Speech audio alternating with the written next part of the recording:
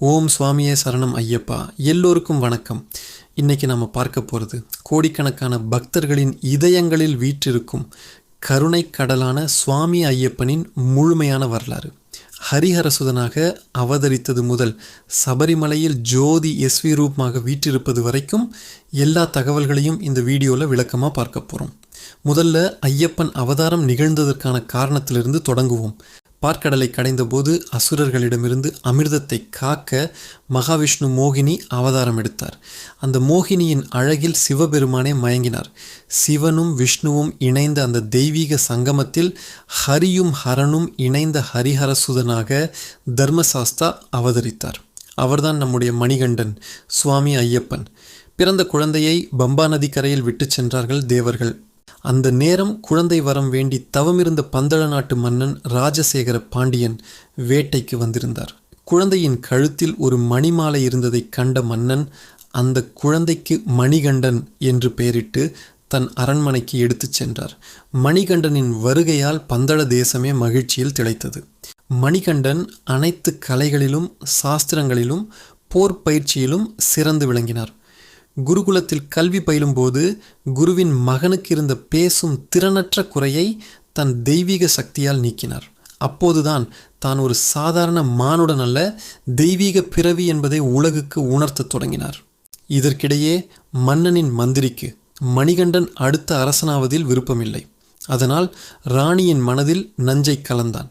தனக்கு தீராத தலைவலி என்றும் அதற்கு புலிப்பால் கொண்டு வந்தால் மட்டுமே குணமாகும் என்றும் ராணியை பொய் சொல்ல வைத்தான்.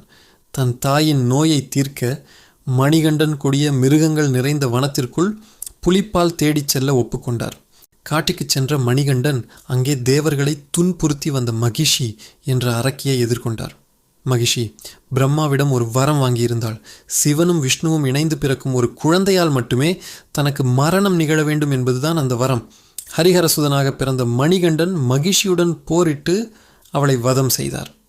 மகிஷியின் சாபம் நீங்கி அவள் அழகிய தேவகன்னியாக மாறினாள். தன் தவறை உணர்ந்து ஐயப்பனிடம் தன்னை ஏற்றுக்கொள்ளும்படி வேண்டினாள். அவர்தான் இன்று மாளிகைப்புறத்து அம்மனாக சபரிமலையில் அருள்பாலிக்கிறார். மகிஷியை வதம் செய்த பிறகு மணிகண்டன் சும்மா வரவில்லை. தேவர்களின் தலைவனான இந்திரனையே புலியாக மாற்றி அதன் மீது அமர்ந்து மற்ற தேவர்களையும் புலிப்படை போல மாற்றிக்கொண்டு கம்பீரமாக பந்தள தேசத்திற்கு திரும்பினார். புலி மீது வந்த மணிகண்டனை கண்டதும் ராணியும் மந்திரியும் தங்கள் தவற்றை உணர்ந்து மன்னிப்பு கேட்டார்கள்.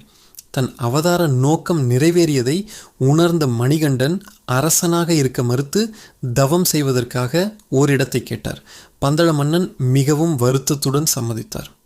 மணிகண்டன் ஒரு அம்பை எய்து அது விழும் இடத்தில் தனக்கு ஒரு கோயில் கட்டுமாறு சொன்னார். அந்த அம்பு சபரி என்ற மூதாட்டி தவம் செய்த மலையில் விழுந்தது. அந்த இடம்தான் இன்று சபரிமலை என்று அழைக்கப்படுகிறது. விஸ்வகர்மாவின் உதவியுடன் 18 படிகளுடன் கூடிய அழகிய கோயில் அங்கே கட்டப்பட்டது.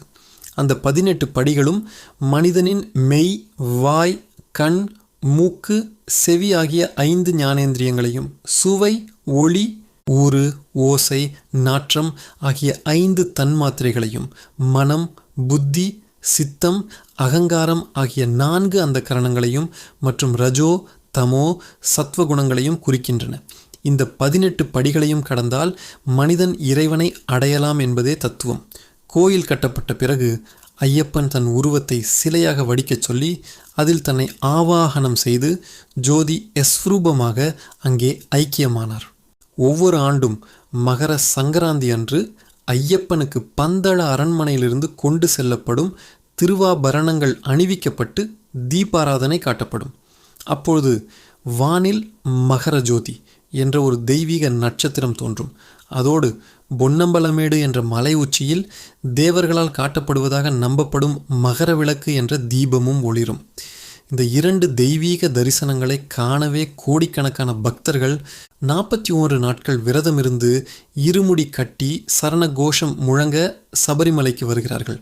அந்த 41 நாள் விரதம் என்பது வெறும் உணவு கட்டுப்பாடு மட்டுமல்ல, அது உடலையும் உள்ளத்தையும் தூய்மைப்படுத்தி தீய எண்ணங்களை விலக்கி அகங்காரத்தை அழித்து இறைவனிடம் முழுமையாக சரணடைய நம்மை பழக்கும் ஒரு ஆன்மீக பயிற்சி. தத்வமசி என்ற மகா வாக்கியம் சபரிமலையின் தத்துவமாகும். அதன் பொருள் நீயே அது, அதாவது பக்தனாகிய நீயே அந்த பரம்பொருள் என்பதாகும். சாதி, மத, இன, மொழி வேறுபாடின்றி அனைவரும் சமம் என்ற தத்துவத்தை உணர்த்தும் புனித யாத்திரைதான் இந்த சபரிமலை யாத்திரை. சுவாமி ஐயப்பனின் வரலாறு தர்மம் எப்படி அதர்மத்தை வெல்லும் என்பதையும், உண்மையான பக்திக்கு இறைவன் நிச்சயம் செவிசாய்ப்பான் என்பதையும் நமக்கு உணர்த்துகிறது. இந்த மகத்தான வரலாற்றை உங்களுடன் பகிர்ந்து கொண்டதில் மிக்க மகிழ்ச்சி. இந்த வீடியோ உங்களுக்கு பிடிச்சிருந்தா லைக் பண்ணுங்க, உங்கள் நண்பர்களுக்கும் உறவினர்களுக்கும் ஷேர் பண்ணுங்க. மேலும் இது போன்ற ஆன்மீக தகவல்களை தெரிந்து கொள்ள நம்ம சேனலுக்கு மறக்காம சப்ஸ்கிரைப் பண்ணுங்க. உங்கள் அனைவர் மீதும் சுவாமி ஐயப்பனின் அருள் பரிபூரணமாக இருக்கட்டும். சுவாமியே சரணம் ஐயப்பா. நன்றி.